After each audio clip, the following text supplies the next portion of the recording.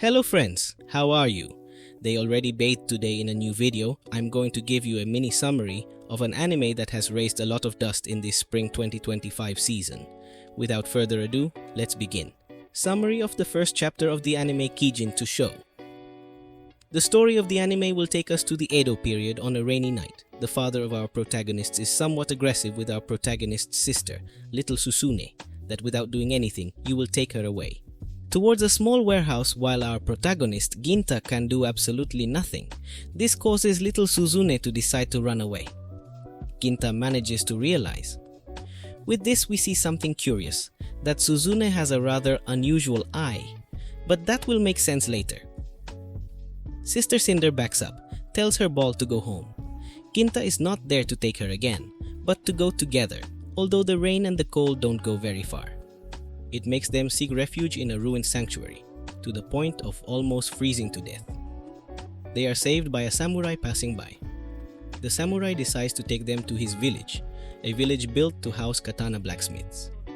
The samurai takes them to his house, where he introduces them to his daughter Shirayuki, to whom he tells that from now on, they are a family, giving them a home to live our protagonists. Ginta falls in love at first sight. Now the samurai, who is not really a samurai but a motorcycle sentinel, Haru keep important things and people safe. As time passes, our protagonists adapt to their new home. They spend time playing, making new friends. Normal people wake him up. Curious about Shirayuki's mother, Shirayuki tells her that her mother is the Miku of the village, who plays a very important role. Besides, he hasn't seen her in over 5 years. And this is so as not to contaminate her sacred powers, although later it is for another reason, the only ones who can see her. He's the village chief and his father his sentinel. Over time, Quinta has taken the path of her adoptive father. Being a sentinel at a meeting reveals us a little more about the history of the town of every one first demons exist. Legend has it that if they eat the liver of an Amiku, they become immortal. The sad fate of Shirayuki's parents is also revealed to us. Now the non-Amiku is Shirayuki, but the most surprising thing is that no matter how many years have passed, Zuni has changed absolutely nothing.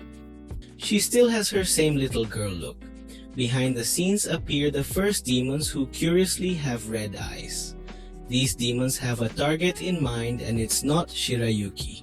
Meanwhile, Shirayuki decides to take a day off where she will spend it with our protagonists, having fun and testing Ginta, who is unable to lay a hand on his beloved little sister.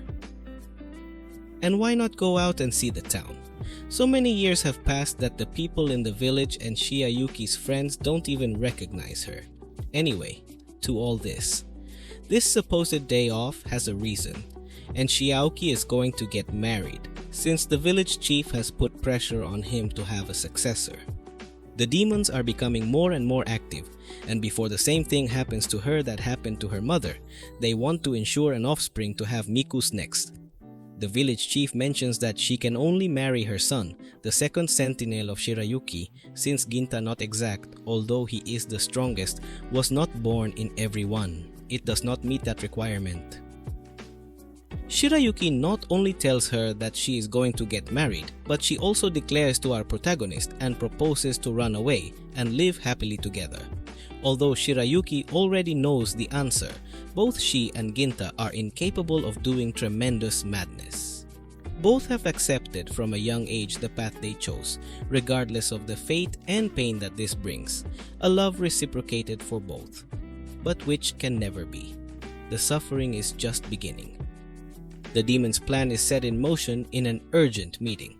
They send Ginta to eliminate the two demons who are prowling in the forest somewhat far from the town, which is a trap. They just wanted to get Ginta away from the village. In the forest, they only encounter one of the demons, which triggers a fight. During the fight, a talk arises where the demon mentions that they can easily live over a century, while humans only a fraction of that. And yet, the human being can persist by transmitting his dreams and techniques to others, something similar to the power of the devil, assimilation, which consists of devouring other demons to obtain his power, and even then, he could not defeat our protagonist. Of course, it took Ginta an arm to defeat him. During the fight, it was also revealed to us that demons exist for a purpose, which they must fulfill the meaning of life at all costs, so to speak. And this demon fulfilled it, buying all the time possible for his companion to do the dirty work. According to him, that his companion has the power of clairvoyance and saw very far into the future. 170 years to be exact, an extremely strong demon rules over humanity, and this demon has an emergence in this place every one, and that's why they're there. And indeed, this demon is the protagonist's sister. Before Ginta goes after, the demon decides to give her a parting gift. Apparently, he gave him his power. He loved passing on techniques and dreams to others so much that he also decided to join in. While all this was happening, the demon was already starting with his purpose, to gain Susune's trust a little, mentioning how good her brother is, all to take her somewhere, although of course she was not there to hurt him. Susune refuses until the demon shows her a future where the prote makes NTR. This really repels Susune, making the only solution to verify that it is true is to accompany the demon to see it with her own eyes. And indeed, they were about to make him NTR. Well, it's not the sick NTR of the H's you look at, of course, the village chief's son first. He's not bad actually, however, he is in love with Shirayuki, but he accepted a long time ago that his love is not reciprocated. He even told Ginta if he didn't plan to do something, or he would just sit idly by. What the son was trying to do now is just a disguised favor. The plan was to fulfill her marital obligations while Inta was away. This way, he would save himself the suffering of listening to them, but the idea was different for Shirayuki to come to his senses and reject him, choosing Ginta. But it was quite the opposite. Chirayokwil is loyal to the people of Kadono, and tonight is perfect to fulfill her obligations while her beloved is away. When I was about to start, the good are interrupted by the clairvoyant and by a Susuna, and really disappointed. The masks fall off for Susune. This is clearly a deception and a betrayal of his brother, the person he loves so much. That she even managed to prevent her body and soul from stopping growing and remaining her usual little sister. All Susune wanted to hear was that everything was a misunderstanding, a mistake, but all she got was, "This is the best way to reciprocate your brother's feelings. I do it for the good of the people of Kadono." This I really love Susune Shiruki. A lot of bitches made her sacrifice her happiness and everything for nothing, just to make her brother suffer. The demon, taking advantage of the chaos, proposes that the best way for his brother to be happy is for Shirayuki to die, so he will not suffer. This causes Suzune's true form to emerge. This shape looks the same age as Shirayuki, so she has more privacy. The demon withdraws with the son of the village chief, but before leaving he gives him advice to use the sword found on the altar. The sword is venerated by the people. This sword has a history, as they say that it cannot be wielded by any person or demon, because it is forged by the best blacksmith techniques of the time, and is the only sword that has been maintained during the passage of time, which makes it a powerful weapon. And there is no better honor than to send Shirayuki off with this sword that his people so adore. To our surprise, our protagonist arrives just in time. Shirayuki is still alive. This makes Ginta happy. Momentarily, because when they hug, Susune cuts off Shirayuki's head. Intra goes into shock without being able to do anything. He just looks like a demon. He has fun with his beloved's body. This does not make him angry. He begins to give clumsy attacks until he realizes that the demon is his cherished sister, who only justifies himself childishly. "Now, little brother, you won't have to suffer. The Sora is already stiff." Ginta, at that very moment she realizes that what was her little sister has long since left what she is looking at. Now he's just another demon in his area. Without understanding, Ginta doesn't understand why he's so upset, why he's crying. He's not having the reaction she expected. Both reasons collide. They start to fight.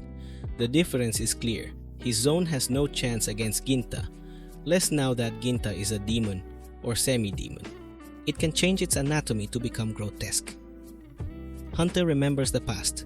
Before he did not imagine putting a hand on Susune, but now he is different. He just wants to end her. Susune's body is strong. A single blow is not enough to end her life.